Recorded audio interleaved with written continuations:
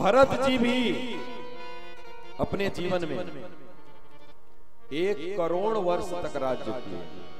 भरत जी 1 करोड़ वर्ष राज्य करने के बाद जब उनको लगा कि अब मुझे भजन करने जाना चाहिए, तो अपने पुत्रों को सौंप करके राज्य और सारा संपत्ति छोड़ करके, बीवी बच्चे छोड़ करके चले गए जंगल में भजन करे। गए थे जंगल में भजन करने के लिए, और वहां गए तो कुछ लीला दूसरी हो। आए थे हरि भजन को और कूटन लगे कपार। गए थे भजन करने के लिए, एक हिरन जो कि अपने माँ के गर्भ से गिर करके पानी में चली गई, उसको पानी से बाहर निकाले तो उसको ला करके अपनी कुटिया में पाले। इसलिए कहा जाता है जानवरों पे दया करो, लेकिन उनको पाल करके अपने घर में मत रखो। अपने बेड पर उनको मत सुलाओ।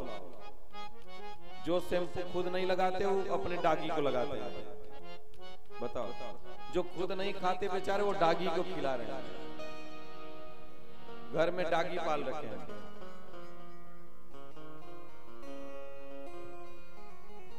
इन सबको कभी नहीं पालना चाहिए, कभी नहीं पालना चाहिए। मैं ये नहीं कहता कि आप इनसे द्वेष रखिए, ये सब बाहर रहने वाले लोग हैं, इनको बाहर तक ही रखिए। एक बात आप जान लीजिए कि जिसके घर में कुत्ते का बाल टूट करके पड़ा रहता है, उसके घर के पितर लोग असंतुष्ट हो जाते हैं, उसके घर से देवता कोई प्रसाद ग्रहण नहीं करते। ध्यान से दीजिए, अगर कुत्ते का बाल टूट करके आपके घर में गिरा गया, और यदि गाय के खूर के नीचे की मट्टी अगर आपके घर में आ जाए, तो ये जान लेना कि आपका घर वृंदावन धाम बन गया। लेकिन गाय बाहर जा रही है, कुत्ता अंदर आ रहा है। कुत्ता अंदर आ रहा है, गाय बाहर जा रही है। हमारे समाज से गाय को कोई नहीं पूज रहा है, कुत्ते को पूज रहे हैं। लेके मोटरसाइकिल पे घूम रहे हैं, सफारी में बैठा करके घूम रहे हैं, अपने बेड पर 5000 रुपए वाला गद्दा ढका करके सुआ रहे हैं। उसको बताओ, ये सब मरेंगे तो कुत्ता होगा सब। इसलिए आजकल बड़े घरों में कुत्तों की संख्या बढ़ रही है। क्यों? यही कारण है।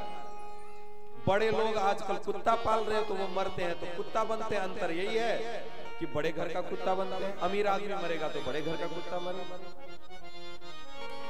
इसलिए भाई इनको कभी नहीं पालना चाहिए। कुत्ते बिल्ली पालने की वस्तु नहीं है, ये बाहर की चीजें हैं। बाहर इनको पालो, बाहर खाना पीना दो, बाहर रखो इनको। घर में इनका प्रवेश वर्जित है। लेकिन गेट पर लिखा मिलेगा कि मनुष्य का एंट्री वर्जित है, सावधान कुत्ते से, क्योंकि अंदर सब कुत्ते ही रहते हैं। आदमी कहाँ रहते हैं? घर में रहते हैं। पहले घर के अंदर आदमी रहता था तो घर पर पहरेदार आदमी रहता था कि कोई कुत्ता घर में घुस न जाए, इसलिए। आज घर में कुत्ता रह रहा है, इसलिए बाहर पहरेदार कुत्ता खड़ा है कि कोई आदमी न घुस जाए।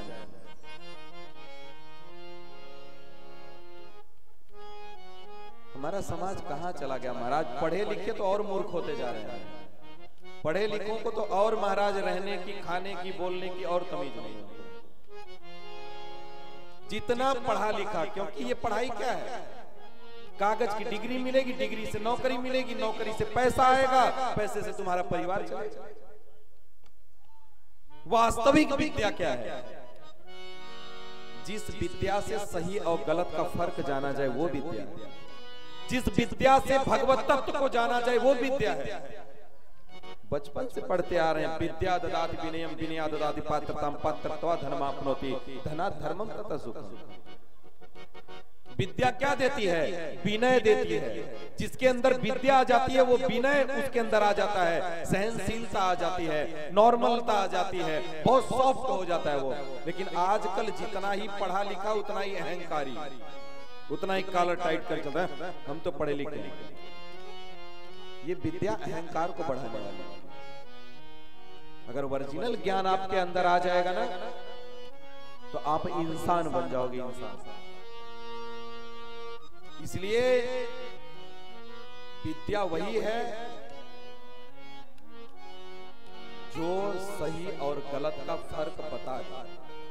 अच्छा ये बताओ, एटीएम कौन लूटता है? पढ़ा लिखा आदमी लूटता है या अनपढ़ लूटता है? अनपढ़ लूटता है, पढ़ा लिखा आदमी लूटता है। बैंक को हैक कौन करता है? अकाउंट हैक कौन करता है? हैकिंग का कार्य कौन करता है? ब्रिलियंट माइंड वाले करते हैं, जो बहुत पढ़े लिखे लोग वो करते हैं। तो बड़े बड़ी चोरियां डकैतियां कौन कर रहे हैं? पढ़े लिखे लोग कर रहे हैं। मूर्ख बेचारा अनपढ़ आदमी तो कुछ जानता नहीं, फावड़ा और उठाया, सुबह गया, अपना काम किया, 200 पाया, आके घर में अपना खाया पिया सोया, उससे क्या मतलब है?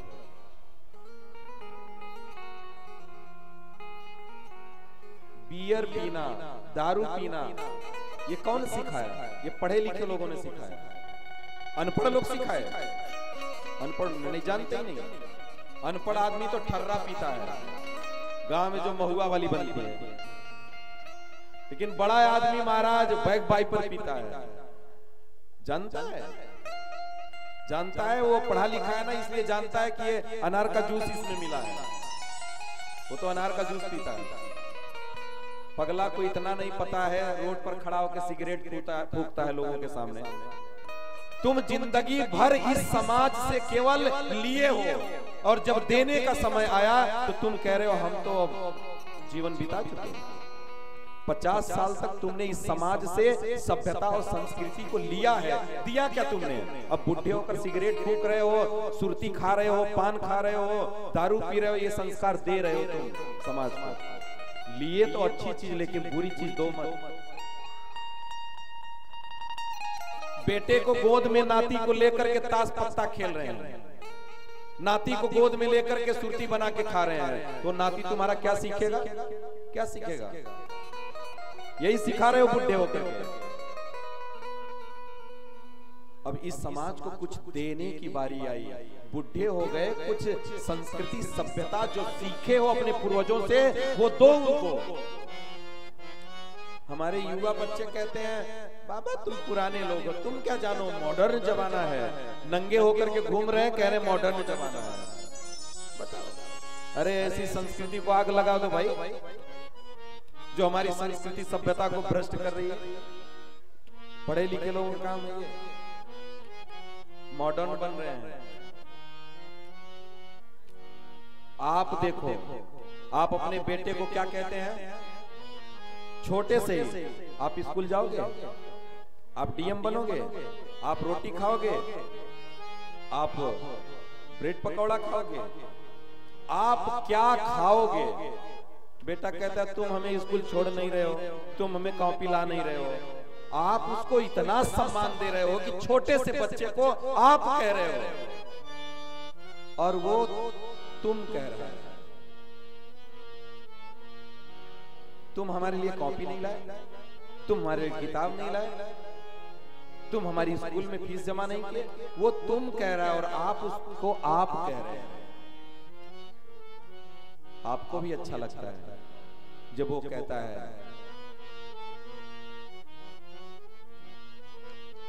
क्या दे रहे हो आप इस संस्कृति को, सभ्यता को लेकर आप जिंदगी में क्या करोगे? पैसा कमा करके करोगे क्या? जब तुम अपने बच्चे को ही नहीं बना पाए तो क्या करोगे? इसलिए इस पढ़ाई से महाराज केवल व्यक्ति अहंकारी बनता है, और उसके साथ साथ आप उसको अध्यात्म का ज्ञान जरूर। हमारे जीवन में दो चीजें हैं, एक भौतिक ज्ञान है, एक आध्यात्मिक ज्ञान है। ट्रेन की दो पटरियां होती हैं, दोनों पटरियां बराबर रहती है ना, तो ट्रेन कभी एक्सीडेंट नहीं करती, कभी पलटी नहीं मारती। अगर 1 इंच भी इधर उधर होती है ना, तो ट्रेन पलटी मार जाती है।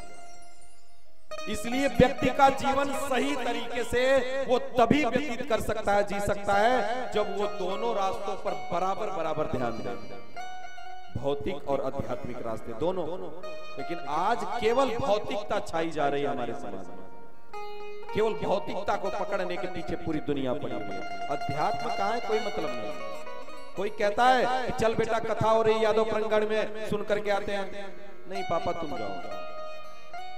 कोई नहीं कहता बेटा चल मंदिर घूम के आते हैं, चल तीर्थ में घूम के आते हैं। हाँ, नई वाली फिल्म लगी है, चल बेटा फिल्म देख के आते हैं। हाँ चलो चलो। बिगाड़ने वाले उसको आप हो, उसको बिगाड़ने वाले आप हो, उस बच्चे का कोई दोष नहीं है।